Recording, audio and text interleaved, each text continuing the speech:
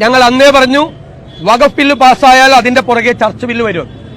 നിങ്ങൾ എല്ലാം അറിയണം, RSSന്റെ മുഖപത്രമായ ഓർഗനൈസറിന്റെ വെബ് പോർട്ടലിൽ ഇന്നലെ ഒരു വാർത്ത വന്നിട്ടുണ്ട്, ഒരു ലേഖനമാണ്.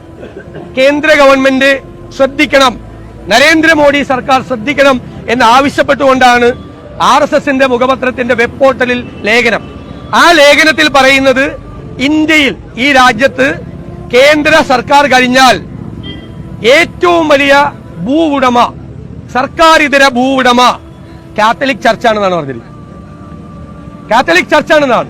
7 കോടി ഹെക്ടർ സ്ഥലത്തിന്റെ ഉടമയാണ് ഇന്ത്യയിലെ കാത്തലിക് ചർച്ച്. എല്ലാവരും കൂടി 7 കോടി ഹെക്ടർ, അതായത് 17.29 ഏക്കർ, കോടി ഏക്കർ. വെറും 17.29 ഏക്കറല്ല, 17.29 കോടി ഏക്കർ സ്ഥലത്തിന്റെ ഉടമകളാണ് കാത്തലിക് ചർച്ച്. അതുകൊണ്ട് അത് അനധികൃതമായി ബ്രിട്ടീഷുകാരുള്ള കാലത്ത് ലീസ് മേടിച്ച് കൈവശം ക്രൈസ്തവർ വച്ചിരിക്കുന്ന ഭൂമിയാണ്.